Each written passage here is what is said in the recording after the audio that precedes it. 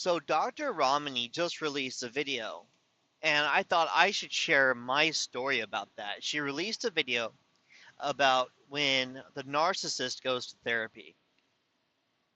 And I'm watching it, I'm thinking that's so accurate. I thought I'm going to make this video real quick so I could share with you what it was like when my ex-wife started going to therapy.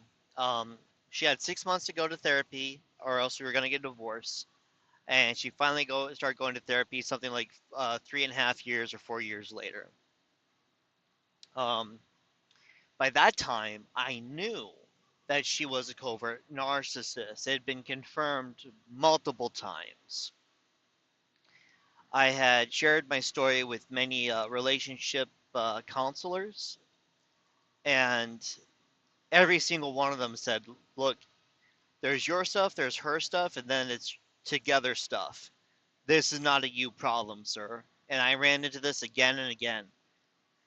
Each one told me that they could see that I was trying to make things work, but it's not possible because it's her. And I was told by a lot of people, as far as, are you filing for divorce? Maybe you should hurry up and get that done. Like, that's how bad it was. And therapists and psychologists tend not to do that, say things like that. But in my case, she was just so abusive. So what happened here was she went to therapy, and I knew that she was going to come back and say she was diagnosed with depression, severe depression, because of her childhood and blah, blah, blah. Because that is what covert narcissists tend to be misdiagnosed as. You see, she didn't tell that therapist that she was with me and what happened when we got together, as far as how I was getting her out there, how she was healthy, that she had a healthy diet, she's getting exercise every day. We were going for walks up to the Hollywood sign and stuff like that, to the Griffith Park Observatory, that she had lost a lot of her weight, that she was sleeping better, that didn't have any stress or anxieties anymore because handling for it. She didn't tell that therapist that I was paying for singing lessons for her, and all of her dreams and everything, the aspirations, everything she wanted to do, I put money behind in order for her to do those things, and that she quit and wasted my money and quit and quit and quit every single time. She didn't tell that therapist that. She didn't tell that therapist that every time she quit, she blamed me, saying that it's because of me putting stuff into her and showing her that she could do it, gave her a lot of stress and anxiety. And then it was just so crazy. It was crazy how she tried to blame me. And then she had come up with lies, stories that didn't even happen on conversations we had. She didn't tell her therapist any of that. She told her therapist, oh, yes, when I was a kid, I wanted to do this and it was taken away from me. And I wanted this and it was taken away. And I wanted this and it was taken away. The therapist doesn't know any better. The therapist thinks it's all true. She told me about how she hated her mother and that she didn't have a single good memory. And when her mother died, it was such a great relief from her because the abuse would finally stop. Then she tells the therapist that the worst day of her life was when her mother died because she was the only one who listened to her and the only one she could talk to. I was shocked when I found that out. If I found that out earlier, when she had that session, I would have moved away that day. I would have found a place. I would have filed bankruptcy immediately. I would have done everything immediately if I knew she had told her therapist that. So she told her therapist a completely different story, a completely different background, with a completely different type of personality and experiences, completely different than what she ever shared with me. Now, of course, after she and I got married, she didn't tell me any stories about her at all anymore. The only thing she told me is that when a woman marries a man, she already captured him and has someone to take care of her for the rest of life. So now she could live the rest of her life doing nothing and just relax because the work for trying to find someone to take care of her stopped. I just looked at her. She's like, "Oh, I'm not like that though, but every other woman is. So you're lucky you got me. Or so you're lucky I don't do that. I'm lucky she would doesn't." That's what she said. And I realized I'm dealing with not a not a rational person here, not at all. When I put her dad away in prison for touching his uh, stepdaughter, oh, that was when everything went downhill for me. The family blamed me. They even went after me. I even got in a lot of trouble with the government for putting those type of people away. A lot of trouble. And Northwest Indiana is very, very corrupt. So there was nothing I could do, even though my attorneys and everyone said, well, I won't get into that, but it was just a bad situation. But she went off, and first she took credit for it, and then after that she blamed me for it, saying I'm the one who did it. What was whoever she spoke with in order to twist the stories. I was trying to teach this woman how to balance her checkbook, how to use money, how to use different credit cards for different things in order to get maximum benefit from it. Then one day she insulted me, talking about how it's funny that I'm able to do that and make money go so far and get so many points back. And she said this in this way, like, yeah, that's right. I said it. There's nothing you could do about it. Aren't you embarrassed? Type attitude. And she would do that with compliments. And I found out later when I looked into covert narcissism that they will say insults to you, like, how are you going to do it, and not realize they're complimenting you because they're trying to make it seem like you're such a loser for being so good at what you do. They're trying to make fun of you for your intelligence, like that high school bully. So when my ex-wife went to therapy and told this completely different story to this stranger, a very old woman who had no reviews online or anything. She was like in her 60s. She had just become a therapist within the last few years and claimed to specialize in every single thing that exists. Every single form of therapy that exists, she had down that she specialized in that area. I was like, absolutely not. That makes absolutely no sense. That's ridiculous. But that's why my ex wife went through so many therapists who are good at their jobs and fired each one of them immediately the day of, and then come home and yell at me about it, saying it was my fault that I forced her to go out and get a therapist, and now that therapist didn't work out. It is so traumatic, and she doesn't think she's ever going to recover this from her life because I forced her to do it.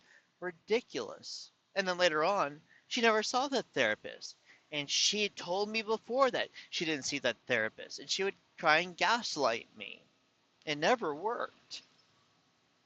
I thought that she was insane. I thought maybe she wasn't all right up there and that she was hallucinating or something. Everything she said bad about her mom, I noticed she had times 10. So I thought maybe she had multiple personalities. I was very confused. Psychology is fascinating. It's kind of a hobby, not real, but I know enough of it. I got thousands of hours of lectures and understanding on this type of stuff. And I couldn't understand what the hell was wrong with her at that time, you know? And that's why when she did finally find a therapist, and by that time I did know she was a covert narcissist, I knew what to expect, and her abuse became so much worse because she felt like she now had a way out of it. Like, oh yeah, I'm suffered with depression and anxiety. She didn't diagnose me with anything else. So now I can get away with all this other type of behavior because I don't have it according to record, you know? Um, but yeah, she became extremely, I would call it hyper abusive. She went from abusive to very abusive to extremely abusive to hyper abusive. And what I mean by hyper abusive is there was never a single interaction with her in any way, even if it was just looking towards her, towards each other. There was never ever any behavior from her anymore that was not abusive as far as her rolling her eyes or just lashing out at me and then yelling at me saying that I just gave her the look she just gave me. It was bad. She was constantly trying to start a physical fight. And that's when I had an appointment with Dr. Roberta Shaler. May she rest in peace. I love her dearly. She died on April 2nd of this year.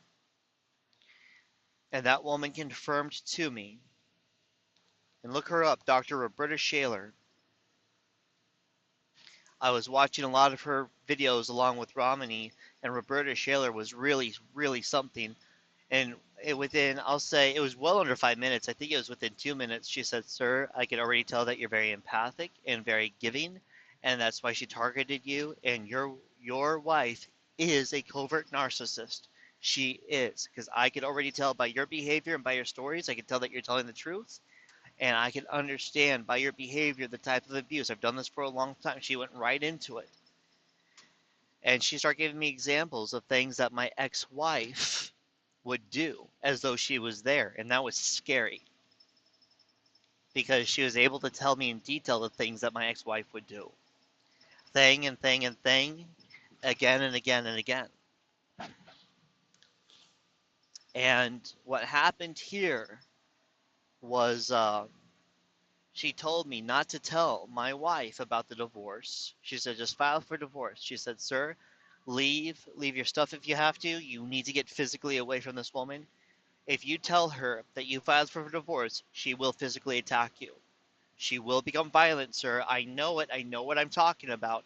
And she went on why, as far as that this woman would see her losing her grasp on me, and that she was no longer going to be able to get anything from me. And she's thinking, "I'm going to lose this money, and I'm going to lose these services that he gives me for free. I'm going to lose all of this stuff that he does for me." And she'll lash out by attacking me. And I told my ex-wife that Friday, I think it was a Friday. I think it was. I gotta look at my records. That she didn't have to worry about it anymore because she came home trying to start a fight with me. And, or did I get home? I can't remember. I think I remember sitting on the couch and her trying to start a fight with me because I did something too well. Like I cleaned the litter box too well or something like that, or that I did something too well. And it was just crazy, yelling at me at the top of her lungs. And I said, "Don't worry, I filed for divorce this morning, so you're not going to have to worry about it anymore in a couple months." She attacked me. She actually attacked me. She cornered me and like did the whole thing like, "What are you going to do? What are you going to do?" And I wouldn't do anything. And so she threw herself back screaming, "Oh my God, someone help me out the window," and shit like that. She forgot I had a surveillance system up. I had two. I was trained by some knowledgeable people in my life who did important work for important people with a lot of money. I learned to prepare and to protect the place where I live. I didn't think it would ever have to be used against her. But that saved me, man, because the cops came by. They didn't even look at it. That saved me from her ever trying to go after me because she knows that I have that. And she knows that I have a lot on her. And I always let her have her peace, and I always believe in her. And when you're with a woman, you give her privacy. You never ask to look through her cell phone or anything. You give her absolute trust. And after she attacks me, I collected as much data as I could. It took a single day, and I had a lot on her. And I was shocked and terrified that for years, she had been looking to manipulate me, to harm me, to poison my food with her black magic to try and keep me in a place where she could control me so I'd only provide for her for the rest of her life. It was creepy and scary. And she was into some scary, scary, scary shit, you know. And I realized that compatibility wise, that's why we couldn't be intimate together, is because I'm an intimate person that likes closeness, and she's the type of person that likes violence. And for years, I never knew what type of person she was. But if it wasn't for therapy and her going to therapy, it would not have accelerated her incredible amount of abuse so rapidly to that point. It would have taken longer. But I'm glad it happened when it did. And it rushed the process of her abuse instead of it taking longer because I could not bring myself to leave. I just kept being extra loving, extra caring to the point where I was like, love, love, love, here you go, I love you, this and that. I wasn't allowed to touch her, hold her hand, kiss her hand, nothing like that. I was strictly to go home, be completely quiet, provide for her, cook for her, give money, and could not speak, could not be loud, could not do anything. That I was just to be obedient. And the more love I poured into her, the more my therapist said, do not do that. Do not clean the house. Do not provide for her anymore. Let her take care of herself. And so I just was handling things financially, and she couldn't care less. And finally, the house got so dirty. One day I cleaned it up, and she came out of her room and looked at me and gave me a smile, like, and just kept walking like I knew you wouldn't be able to handle it because I'm an organized person and I like things clean, especially when you have a lot of animals and we had a lot of cats. And she couldn't care less about the well-being. She was like, "Well, I'm just going to do whatever." And because she was very obese, an extremely obese person, very obese. It was a class 4 obesity, and she just couldn't care less as far as he's gonna someday when he gets home, he's not gonna be able to handle this, and he's just gonna clean it up for me. So why do I care? She can live in an absolute pigsty and I couldn't. And that was the issue, you know. Um, Even with things like a light bulb being out, I would change a leaky faucet, a light bulb, anything like that. As soon as it happens, it's gonna be changed within five. It's gonna be fixed within 5 minutes, or I'll be on it within 5 minutes. I mean, and that's just how I am. I view my position as a husband to take care, maintain, and teach. I taught her martial arts. I taught her how things work. I taught her sharpshooting, firearm safety, stuff like that. I taught her how the washer worked, how the dryer worked, basic maintenance, balancing a checkbook, stocks, bonds, all of this stuff. You know, I taught her a lot of different things, different recipes, why you cook what in what way, gardening in order to get the greatest yield using organic stuff. I taught her a lot of stuff. I'm an active person. She couldn't care less. But as a man, I viewed it as my responsibility to maintain things. That's why she got so angry and attacked me. Is she saw all of that stuff as disappearing. She would brag to people that she was married to me because I had written laws that have gotten passed. She would brag to people about marrying me because I'd be fixing those people's cars for free because they were struggling, and I would show them what went wrong, why it went wrong, fix everything else on the car, and show them how to maintain it. You know, when they'd come by to visit, I would take a look at their car and maintain anything for them just cause. Rain-X the windshield and put on new wipers, you know, make sure that that person is safe. And she viewed that stuff as her.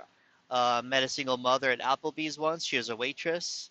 She needed a crib. I looked for the safest crib online. I said, "Would you like that one?" She said, "Yep." I bought it. $600, easy. My wife took credit for it. Start saying, "It's what we do." Yeah.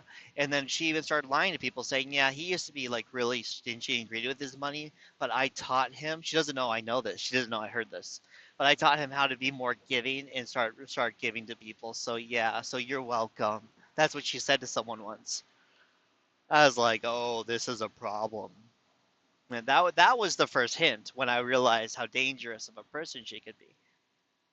But again, when they go to therapy, and I just wanted to share my experience, how bad it was with her, and what therapy, when she went to therapy, what it did, that's what it did.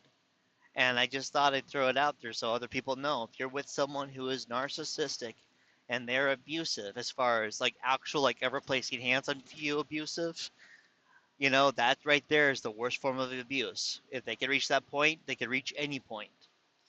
And when it comes to therapy, it can be very scary because they're just set on what can they say in order to turn the therapist against you. Anyway, I'm about to get my client. Catch you later.